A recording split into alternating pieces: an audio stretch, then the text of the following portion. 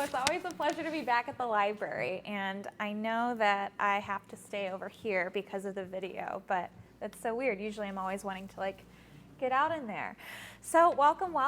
Today we're going to be talking about navigating entrepreneurship, and it's going to be lots of fun. So I'm Madeleine. I'm the director of our Illinois Small Business Development Center at the Champaign County EDC, a pretty large mouthful, but we are here to support you through the whole lifespan of your business's journey.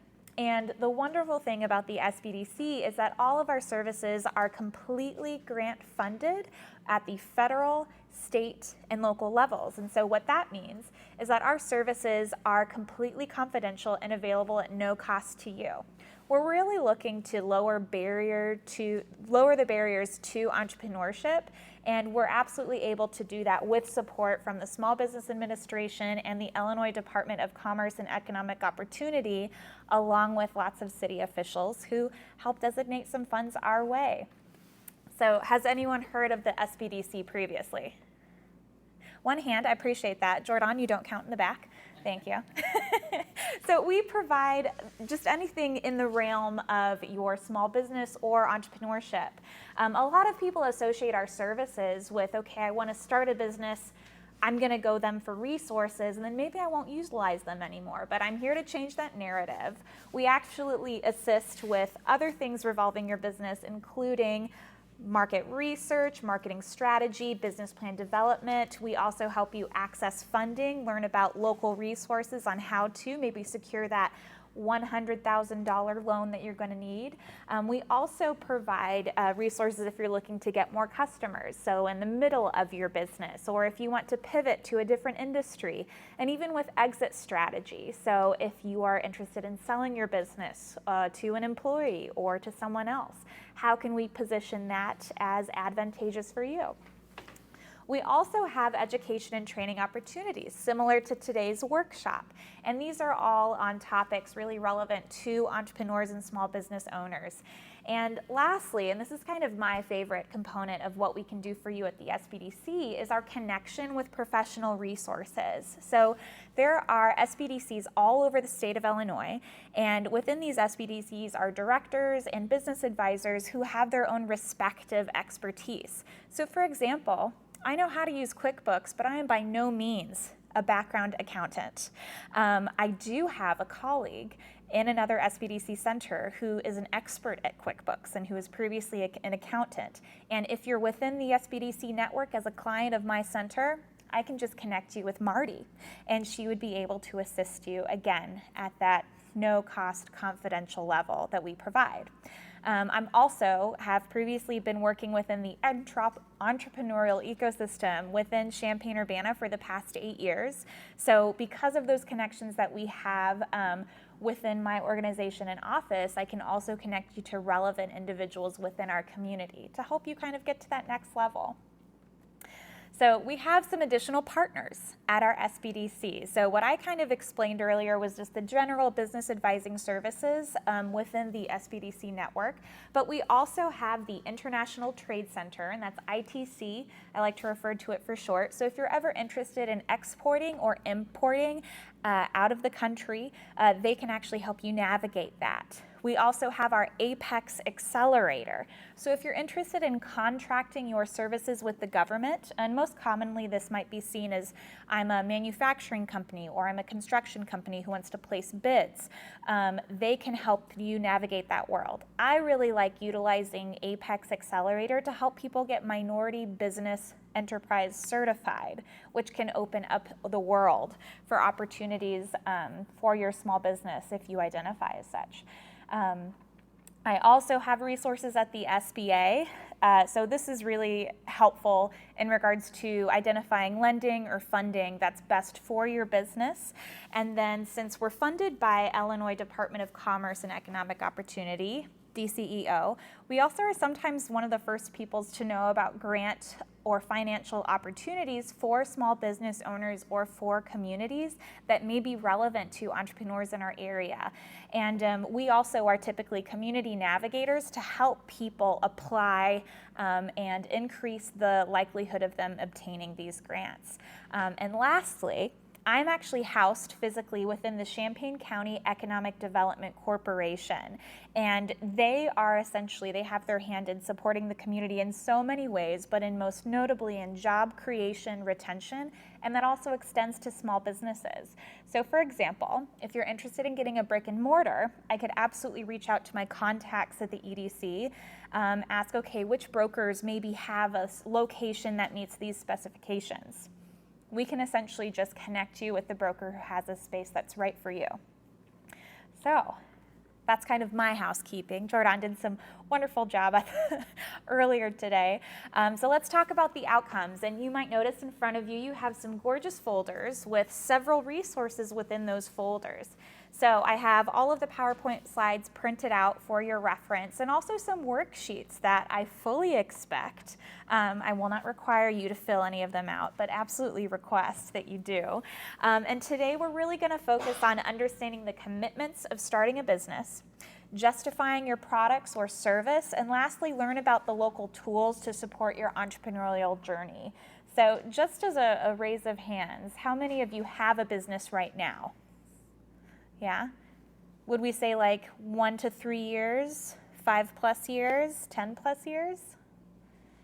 I have 2 businesses. One is a little over 10, one's a little over 3. Oh, exciting, exciting. That sounds really good, but I'd like to grow more. Absolutely, yeah. Well, thank you so much for sharing and joining. So definitely at the middle and end, I think, are going to be completely relevant to you. So a lot of the resources that I pulled for this presentation is based off of a lot of the clients that I work one-on-one with at the SBDC. So I actually have, last I looked, 605 active clients at the SBDC. So a lot of people in town are really interested in starting or growing their small business. And based off of a lot of those conversations, I'm able to pull data regarding like topics that are most helpful, resources that they found the most beneficial for them, and also questions that kind of most commonly people have when they are solving this problem of how do I start my business, or how do I grow my business? So a lot of the things today are just kind of an amalgam of a lot of that research that we've been doing at the SBDC. So when we are understanding the commitments of starting a business, a lot of that aligns with essentially asking yourself lots of introspective questions and identifying your why. So many people assume that, why I want to start a business is something that's extremely logical. Maybe, well, I'm really good at this one thing, this one service, and I want to provide that to the community. But that's actually not a really great why. I want to hear from people when they want to start their business. I want it to be emotional, something that is meaningful to them in a way that will keep them through eating their 2,000th bowl of ramen because they're trying to bootstrap and cut costs.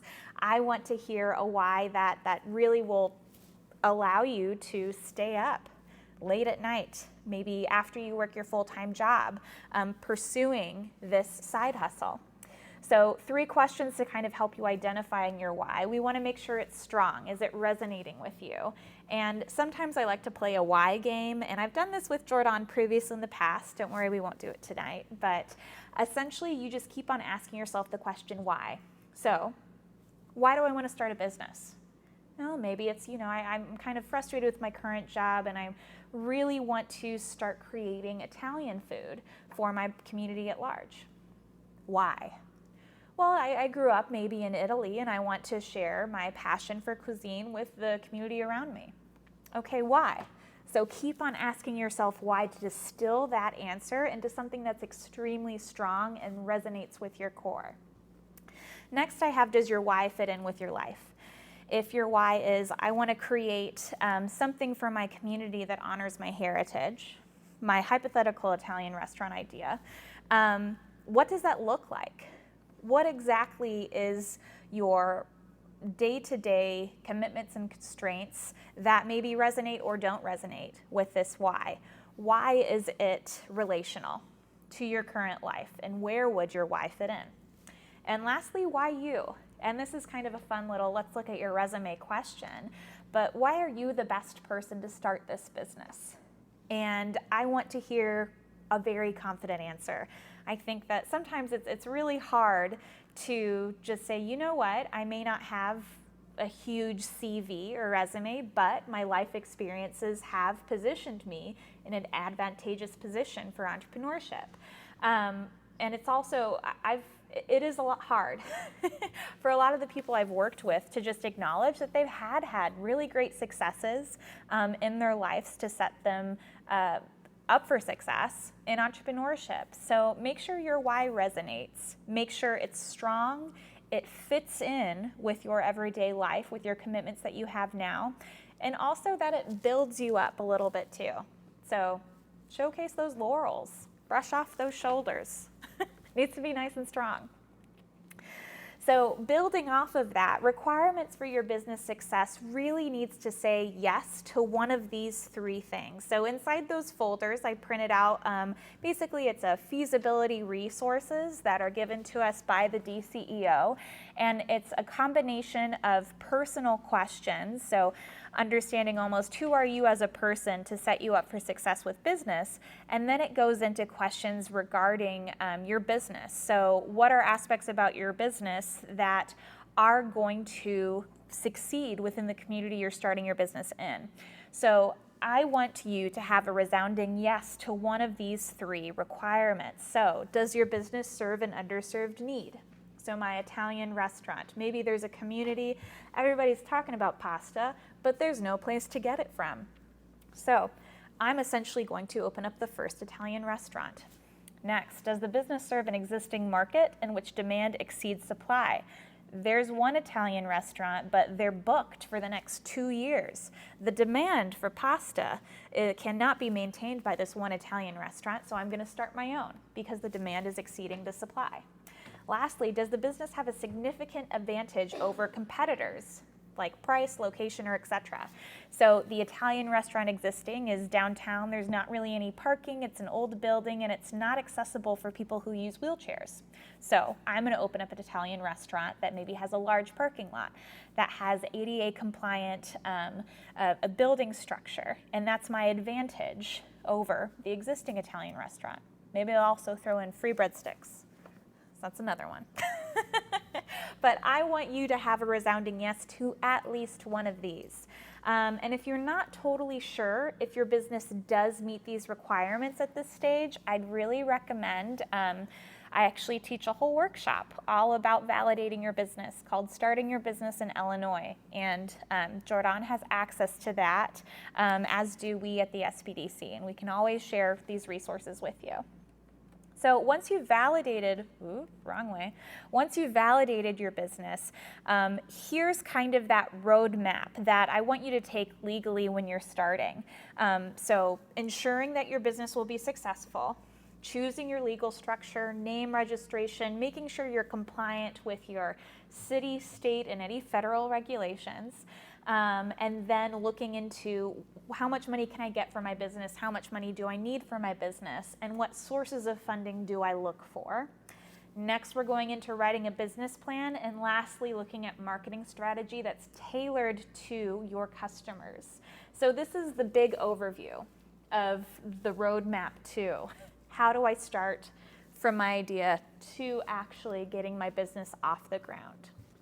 But that's not really why we're here today. I just like to incorporate it, just to give you a general idea of what are the steps we need to do in order to start our business. So for idea validation, I really like using the lean canvas. And this is, have we heard of the lean canvas before, first off? Yep, we've got our business owners shaking their head. I love it. So the lean canvas is wonderful because it's not only a tool that you can use to validate your idea, but you can also use it as a skeleton for your business plan. You can use it as a way to strategically target customers that you've identified. And it's a very flexible brainstorming piece that can even be, hey, how do I find my competitors for my business? What are the alternatives right now? But it's just a way of thinking that prioritizes your customers and ensuring that whatever you're providing is solving their specific needs or their problems. So you are their solution. So we're actually going to start with your solution. And a lot of people, I will come back to this because I know I always talk about we start with who exactly the customers are. And if you do have a business, this may seem a little repetitive, but it's always good to almost completely redo your business plan at some times, because your customers change year to year. How you produce your item or service is going to change from year to year. So at times, I often recommend business owners to reevaluate their business plan, maybe do an analysis to see what they predicted, if it's being efficient, if it's identifying all the needs that they initially thought they would solve, and how can we do it better? How can we be better at our businesses? So your solution is really just your business idea. And so I have my Italian restaurant example. So just make it general, vague, but keep it in the back of your mind, like, okay, I want to start an Italian restaurant. So next we go to identifying your customers. So these are called target audience segments, and you're identifying who's experiencing a problem worse than anyone. And using this canvas in this way, our business is the solution. The problems are the ones that our customers have that we solve with our business. So my customers, I have young family and I also have wheelchair users. So earlier when I talked about the requirements for success, young family, maybe the existing Italian restaurants in town don't have parking available for minivans, or maybe they're too formal for a young family with a 4-year-old who's literally throwing plates at the wall. I also have wheelchair users, so maybe again, old building, not ADA compliant. These are two of my target customer segments that I have a solution for their specific problem. They want Italian food. They are not really getting what they want right now with the options they have. I also have a nice influencer there at the bottom. So who's influencing this buying decision?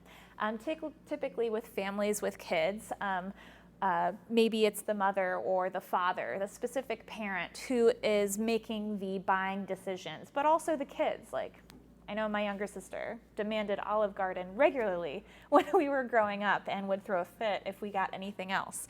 So I also have accommodations. It doesn't even have to be a specific person. It can be the barriers for your target customers. So I have accommodations because it's influencing this person's purchasing decision. We're then going over to the problem and touching back on the solution. So identifying the 1 to 3 problems that your customers have to which you are solving. So I have the no high quality casual dining, I have parking isn't accessible or available, older buildings don't feel family friendly. And notice that I actually redid my solution to really address the problems that I was solving. So ask yourself, does my solution, does my general business idea solve these 1 to 3 problems? So now I have casual Italian dining with new accessible building. So it's a completely new structure, instead of putting Italian restaurant, because I want to be specific. And I've had a couple of customers or my own clients who've said, this feels really repetitive, Madeleine. Why is it kind of like we're hammering in all of these details? And I want you to hammer them into your mind and keep on repeating them, especially if you're someone who may need investors, if you need to network and get your idea out to a lot of people. The more you practice what exactly you're creating for others, the better you're able to communicate it. So bear with me. We then look at the bottom of the problem segment, and we have alternatives, and I've highlighted this. So this is essentially the Band-Aids that your customers are currently using to solve their problem. This is, right now, they're going to fancy Italian restaurants for once-a-year occasions because they love the pasta. They don't love the price point of the pasta. I also have fast food that's family-friendly. They want to eat out, but you know, it's fast food, it's okay. Who doesn't love a hamburger? But sometimes you want something a little bit healthier for you, maybe. So identify what alternatives your customers are using to solve their problem. This also really helps if you need to do any competitor research. You can start getting a general understanding of where are my customers going right now? And who are these restaurants? Who are these other people? All right, now we're identifying your proposition and your advantages. So this is where we dig deep into the main benefit that you're providing with your product or service. So my main benefit is easy Italian for everybody, with an exclamation point, because we're excited about our Italian. And I wanted to put everybody there because I really wanted to harp on the fact that this is accessible accommodations. I have 3 follow-up points explaining the value that directly address the 3 problems that my customers have. And then I also have advantages here. So something that's maybe unique to you, pulling this from your why, that is something that can't easily be copied. So maybe I am a first-generation American Italian chef. That's not true. This is all examples. I wish I was, but and maybe we also have, I've created a way to ensure a to-go make and take option that remains fresh when you bring it home. So these could be specific advantages that I'm providing with my restaurant that can't easily be copied by any of those other Band-Aids. And make sure that these propositions, these are just distinguishing characteristics of your business. Advantages are you as a business owner. What is different about what you're providing that can't easily be copied? I'm just also assuming we don't have any questions, but know that you're more than welcome to ask at any time. All right, so lastly we have our concept. So this is at the bottom of our proposition, and this is where I want you to really understand and summarize your what for who. So this is your X for Y analogy. So your what, which is easy Italian food for everyone in your family. And this is a great way of conveying, like, you know what, it's casual, we're here for some pasta, we love it, but also I have family in there, and I also have everyone, conveying accessibility and who exactly is going to be using this. So, and it's fun too. I validated my business idea. I can use this framework to ensure that I'm saying yes to any of the criteria earlier, but I've also kind of just created like a marketing slogan and campaign. So I love the lean canvas. And we didn't even use the whole thing. This is just the idea that I really want everyone to come away and get started with knowing that their business has customers where they're solving someone's problem. Great. So now that we're here, how do we know what help we need with? And this is something that I actually pull from my experience as a business librarian. There's whole courses and coursework dedicated towards the elusive reference question, because not uncommonly, we think we know what we're asking, but really we're not really sure what question we need answered, especially when you go into entrepreneurship or the small business world. I mean, there are so many different facets of that. It's really frustrating to know where to start and what help we actually know we need with. So that's why I also like working with the library at times, or most of the time, but also where the SBDC can kind of help too, because I do speak the business jargony language, and I'm here to kind of understand. If you just tell me what you're working on, I'm able to take context clues from your questions, or just from whatever you're conveying to me, and identify ways in which we can basically start. Where do we start from here? So I always encourage people to identify your previous experiences, just because running a business is, again, very multifaceted. So I actually, I'll wait for my next slide. I get too excited to share this resource. So identifying your previous experiences, and this can be ones gleaned through a job, but also just what have you done personally. I do consider, if you're a handyman, you like doing drywall around your house, that tells me that you have good patience and you're excited to learn new things. So maybe that's a growth mindset. So be a little bit creative about identifying your previous experiences and also your strengths. Writing it down on the list. Sometimes it helps to ask someone who knows you, even asking about your weaknesses as well, which can be a really good starting point to understand where exactly should I need help with. My husband will be the first one to say time management, 100%, because I get zoned in on projects. And next, what are you interested in learning? But more importantly, what are you not interested in learning? majority of the small business owners I work with are solo entrepreneurs. And when you are a solo entrepreneur, more likely than not, you may be DIYing it and learning how to do all the components of running your business yourself. Questions I have to ask for you are, like, for example, most common one, a lot of people don't identify as someone who enjoys accounting or learning how to do their own business taxes. And those are two different facets that are huge oops in the form of multiple dollar signs if you don't do it correctly. I do not want you to be under the water more than $5,000 to $25,000 just because of an innocent mistake you made on your tax return. In that instance, especially if you're like, you know what, I've never done my own taxes, I don't like to do them, I will outsource this to a tax professional. Or I have no interest in learning QuickBooks, or conversely, I love QuickBooks. I want to learn how to do payroll myself and utilize software so I can kind of do it all at the same time, but maybe marketing, I'm going to outsource it to someone else. So be very honest with yourself, because the last thing I want you to do is get really frustrated and burnt out at having to post and reply on Facebook constantly because you identified that's where your customers are, but you hate social media. So identify these specific things. So back a little bit in the conversation to when I was talking about the different components of a business. This is actually called a growth wheel. So, and I have this in your pamphlets tonight, but a lot of times we have to learn what exactly running a business entails and what are the different facets that maintains. So growth wheel is actually a tool that I use at the SBDC Center. I'm a certified growth wheel advisor, but I really like using it because there's lots of different exercises, and even it just gives you an idea of where do I think I might need help with.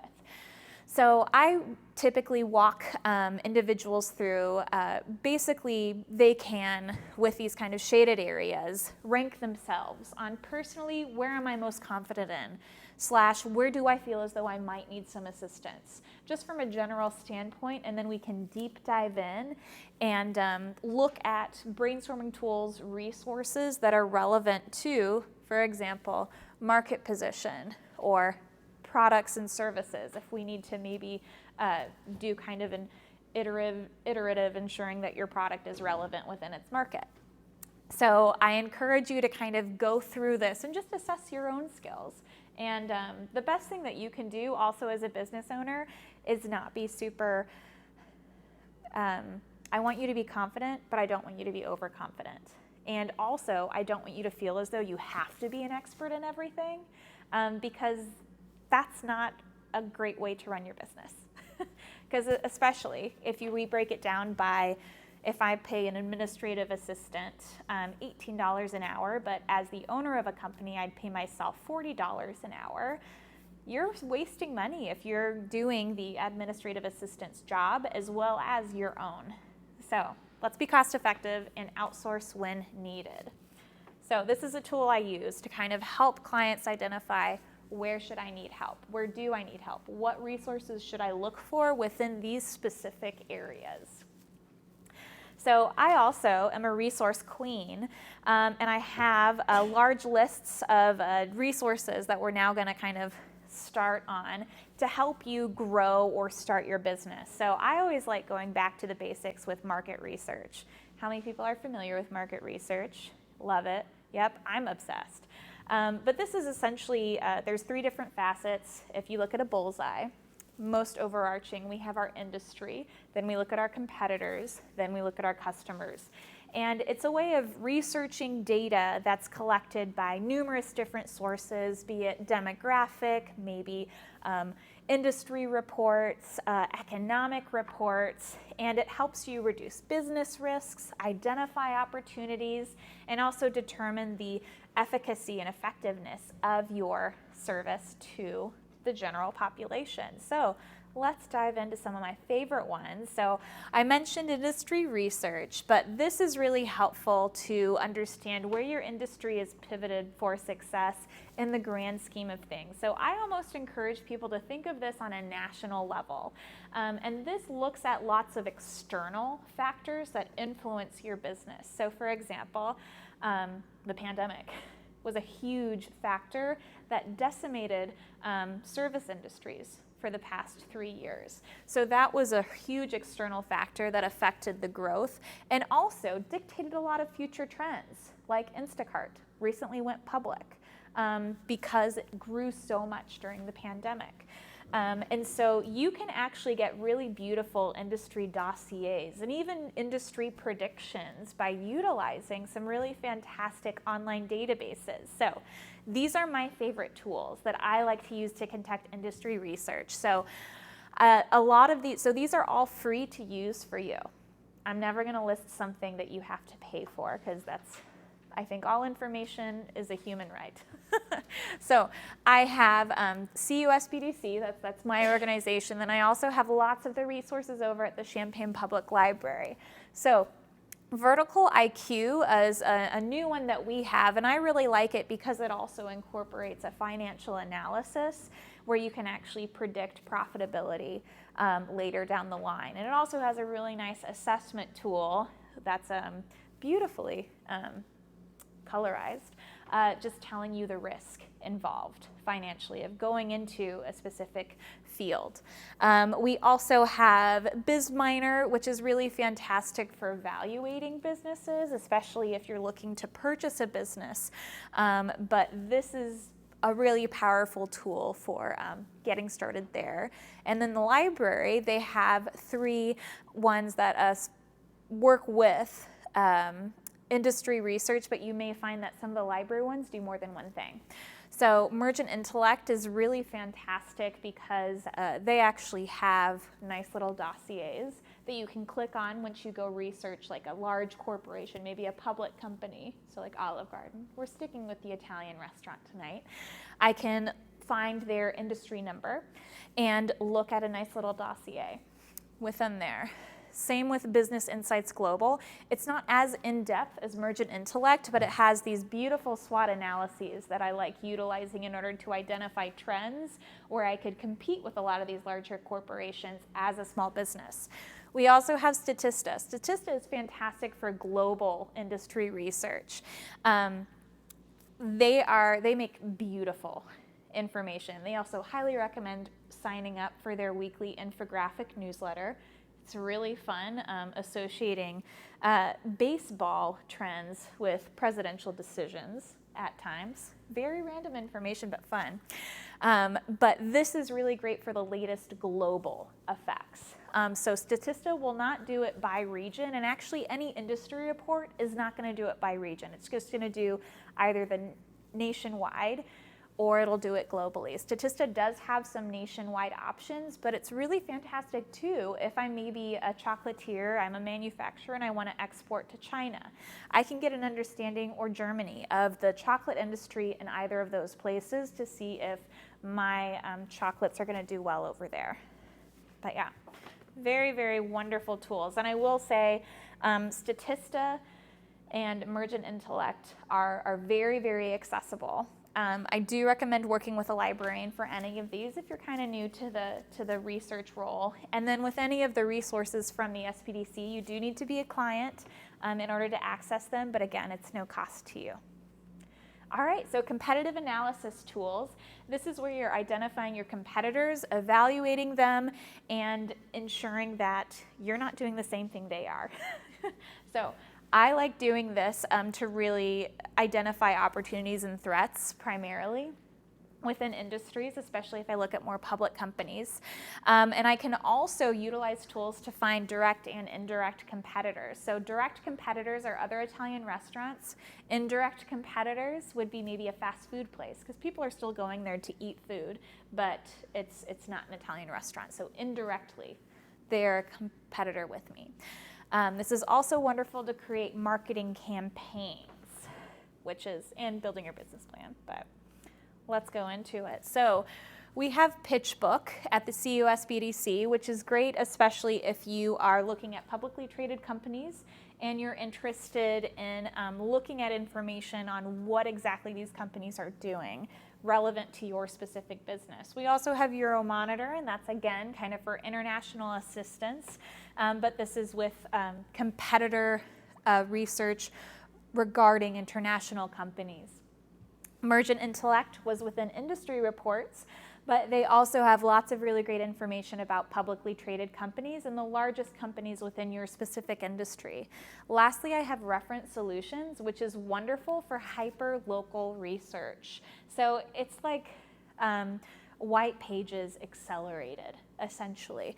So I'm actually able to use maybe industry codes to find all of the Italian restaurants within an area, and it's nice too because it's updated really regularly. I can actually click into those restaurant profiles and see how much they made previously and an estimation of how much they spend on specific things. So this is really helpful if I have a business that serves people within a specific region or a specific area, and I want to see how much money my competitors are making. It's also really helpful if you're new to your business and you need to find an estimation of what's the market value for my Italian restaurant and what's the possible income that I can make from this, or possible revenue, excuse me. Wonderful tool. Also great if you need a reverse phone search, anybody who calls you. So we're here for a multifaceted resource. All right, lastly, it's customer research, and this is demographic information. So if you filled out the census the past couple years, then you know that it's all about age, how much money do you make, what's your income, do you own your home, just basically data about that the government takes regarding people as people. But the great thing about customer research is that it also combines that with psychographic information or credit card information. So whenever we're walking around with our phones, these are data points that are collected by these companies, and then they're combined with our demographic information to create almost customer profiles. So with these customer profiles, you're really better able to target exactly who you're marketing to in a strategic, effective way, which will save you time and money in the long run. With a lot of these resources, you can also identify how many specifically are these customers in this area, how much money do they spend on products similar to mine within this similar industry, and also what are they purchasing right now? What are the trends coming out? So this is my favorite part of market research, just because it feels a little kind of like a spy. We're doing some sleuthing. But there are 3 really amazing tools. Number 1 is definitely Demographics Now with the Champaign Public Library. I really love this because it's a huge wealth of surveys collected. So that's where you would find information about how much money are people spending on specific things. But it's also wonderful because they have created these mosaic charts. And so, Jordan, how many, is it like 80, approximately 80 different mosaic profiles. And a mosaic profile is demographic information combined with psychographic research, combined with Experian credit card data.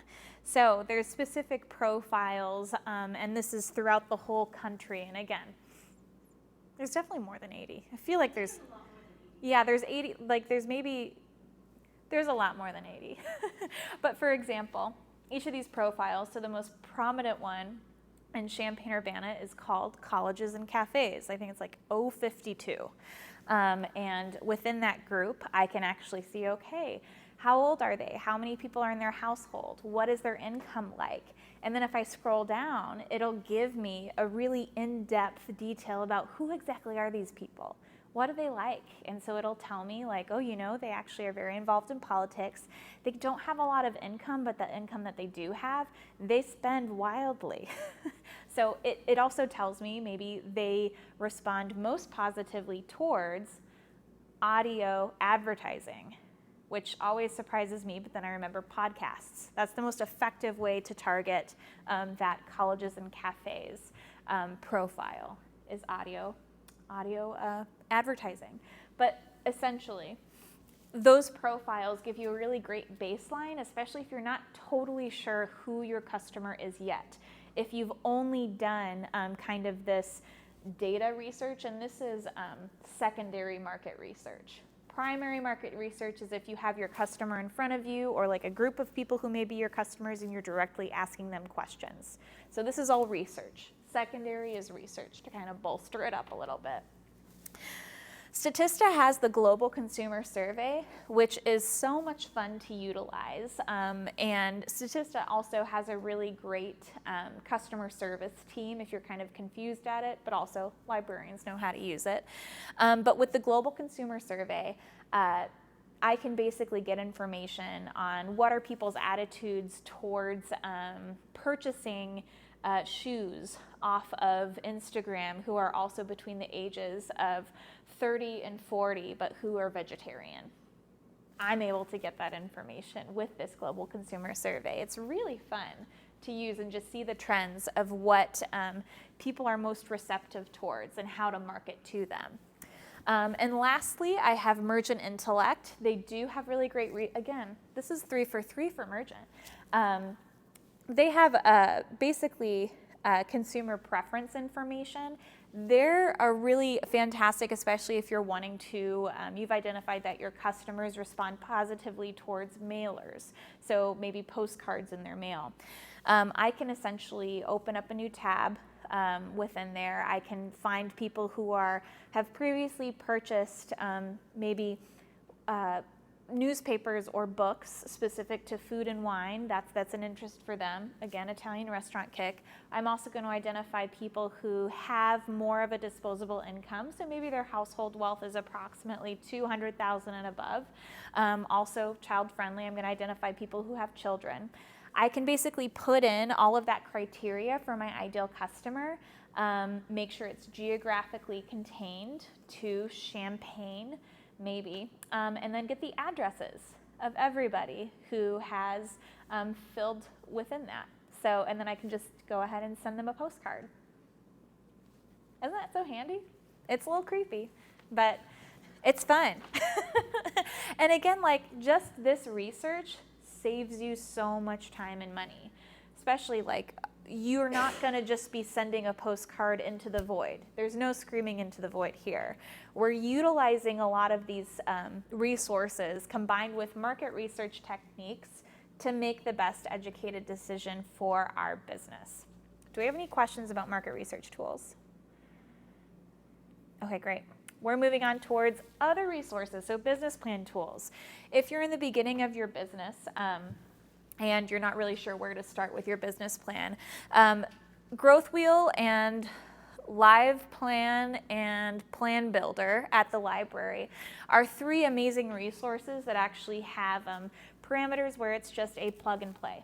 So Growth Wheel has a really great, basically if you need more of an informalized business plan, they have a resource there. Live Plan is very in-depth.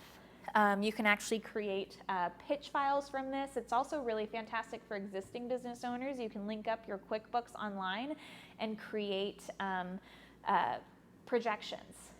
And it is so much fun to see it do that, especially if you want to see, okay, what is this extra employee how are they going to impact my business? What does that look financially? And it's a very in-depth formalized business plan, but you can also just create a pitch deck. You can also create a pitch PowerPoint. It also will allow you to essentially create your own little website that highlights either your pitch or your business plan. It also has over 500 sample business plans, and they're not real ones, they're just samples that they've generated. So speaking of real business plans, Gale Business Plan Builder is very similar to Live Plan. It's a step-by-step online planning tool, but it's also fantastic if you're wanting to incorporate a nonprofit. It has, you can fill out the articles and bylaws. I really like Plan Builder though too because it works alongside another one of the library's resources called Entrepreneurship, Gale Entrepreneurship, which has over 500 real-life successful business plans that people have submitted.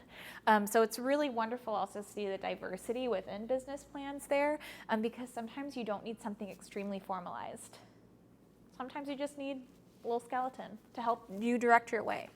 But this is great especially if you are a self-learner and you just want kind of the general, let's just fill in the blank stuff, which most people are that, I've found. And then lastly, we have Profit Sense. And so this is really helpful for creating financial analysis and cost projections for either your existing business or the ones you're starting. So this is really helpful because it also takes into consideration industry trends. You would have to supplement some of that information. As a business owner, I want to make sure that you're an expert within your own industry. So this won't tell you exactly how much money you're going to make, because you also need to provide some of that information regarding your products and services. But this is just so helpful to really create that 3-year projected profit loss statement, especially if you're starting out. So some wonderful business plan tools. We also have business management tools. If you already have a business, or a lot of these also are great if you haven't had your business yet. So SHRM is basically HR resources. We do have access to this. Essentially, you would have to, just because we have only one access point to this, you would have to tell me what exactly you're interested in learning more about, or what resources you want, and then I can pull from there. So for example, if you're like, I'm a small business owner and I'm trying to navigate, how do I know I can't afford to provide insurance for my employees, but how do I navigate maybe the Affordable Care website, healthcare.gov, and what are maybe some employee reimbursements that I can provide them? So has lots of resources in the vein of that.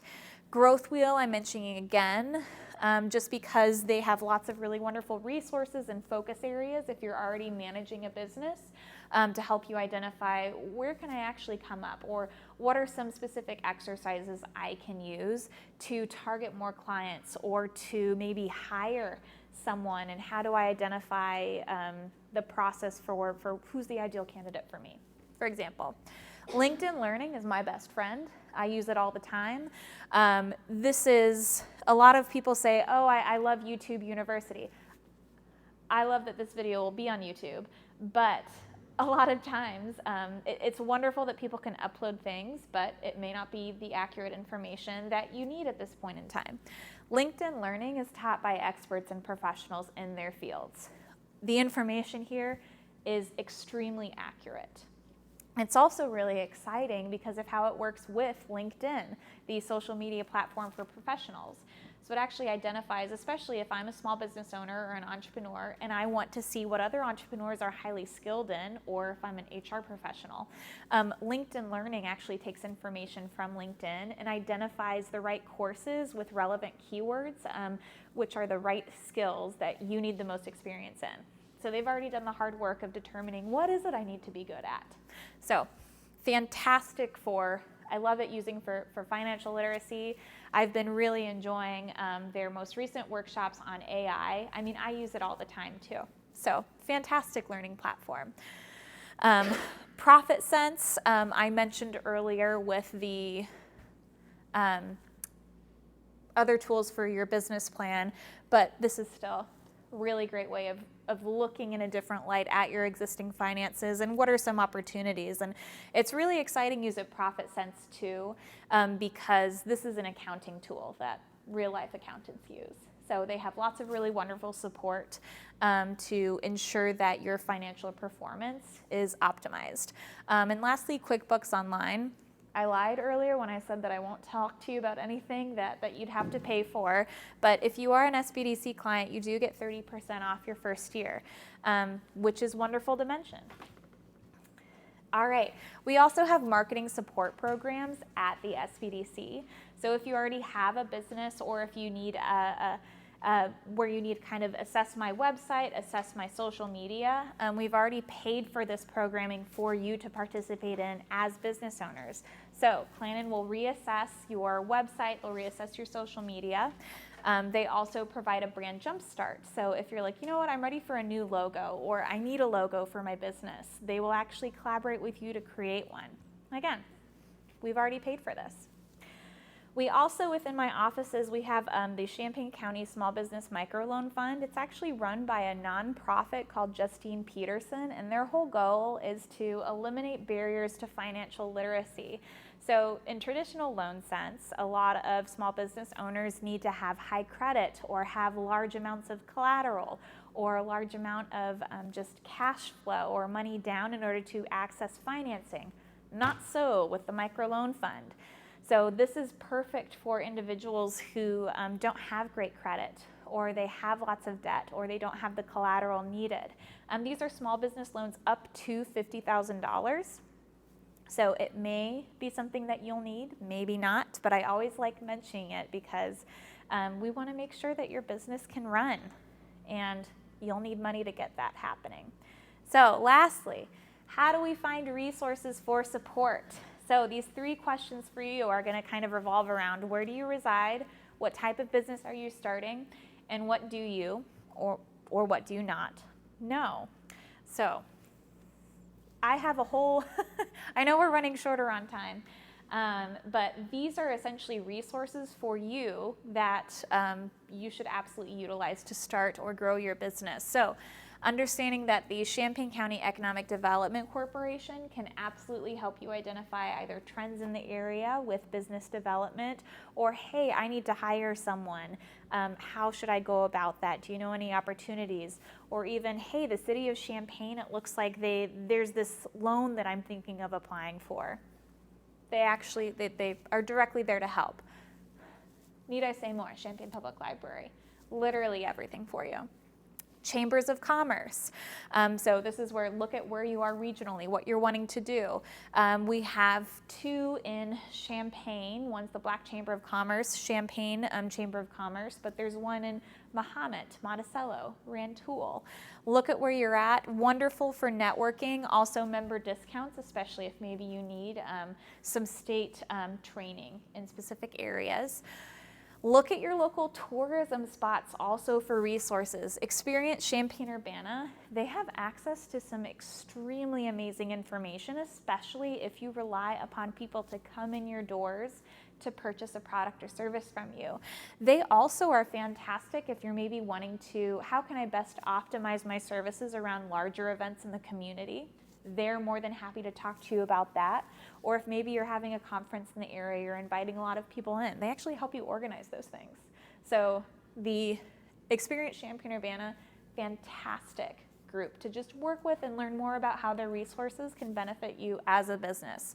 Lastly, educational institutions. We are so blessed to have the University of Illinois and Parkland in our community.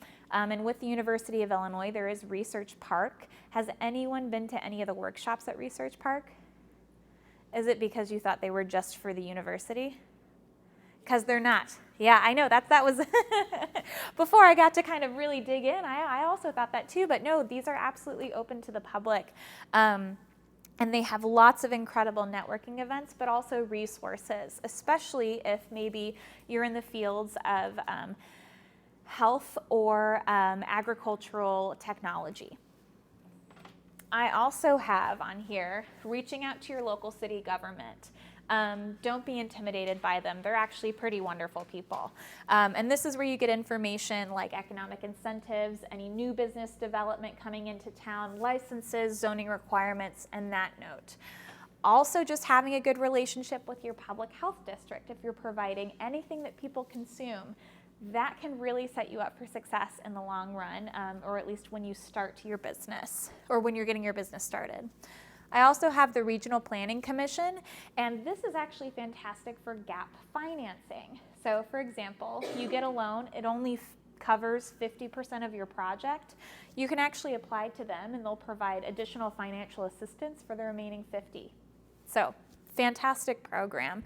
And this isn't just in Champaign-Urbana. They also serve rural areas outside of our community. I have the Champaign Center Partnership, and they're also a wonderful business association for Champaign area. Urbana does not have a business association, otherwise I'd have something here, but that's where you should reach out to your local city government and see what other opportunities they have in the area. But CCP creates fantastic events that encourage business growth within the community of Champaign. So reaching out to them also for networking is fantastic. And lastly, looking at networking groups around you. The Champaign Public Library teaches a fantastic class on Networking 101 if you want to kind of brush up on your schmoozing skills. But also just searching on social media websites or meetup.com to find groups that have interests that are relevant to you. So like we have junior leagues in town, Rotaries, executive clubs, even the young entrepreneurs of Champaign County. And they are pretty flexible on the young term, thankfully. But connecting with other individuals to really share your business, but also make those connections to get you where you want to go. So a way that I like to organize a lot of this, I didn't put it on here, but the last worksheet I have in your resource kit is called a network map. I'm a very visual learning person, so I like to organize things that just I can see. So I would really encourage you to almost rewrite and make your own networking map where you can identify, okay, in consideration of my business and the industry that it's in, what are some of these resources, these existing organizations that I can utilize that will get me to my next level? And what exactly am I interested in regards to their services? And how is that going to accelerate what I'm doing? So that was a lot for an hour. But I really encourage you all to connect with me over at the Illinois Small Business Development Center at the Champaign County Economic Development Corporation. It's a mouthful. But I would love the opportunity to work with you all one-on-one. And again, it's confidential, no cost to you. We're really just here to support entrepreneurs and small business owners in whatever ways we can. So thank you so much. Do I have any questions? I know this is a lot. We went over a lot today. Okay, you mentioned this tool Live Plan. Yes. We would contact you to set up access to use that tool?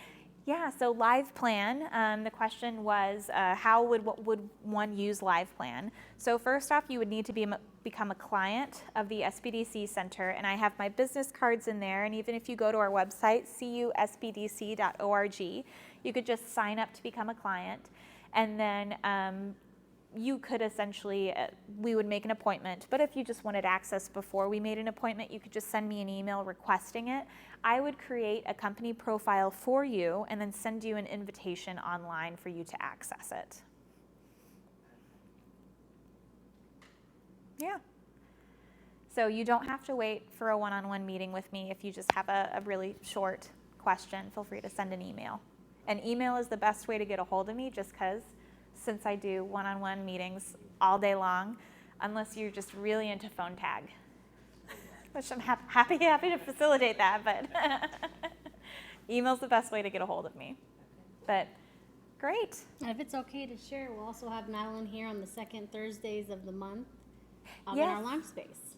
Yeah, so I will actually, I'll be here the second Thursdays of every month. It's just drop-in, first come, first serve, casual business advising sessions. So if you're like, well, I don't really want to become a client, but I want to talk to Madeleine, that's the way to do it. No judgment there. Great. All right, well, thank you, Madeleine. We appreciate your time. Well, thank you. It's been my pleasure. Have a good evening.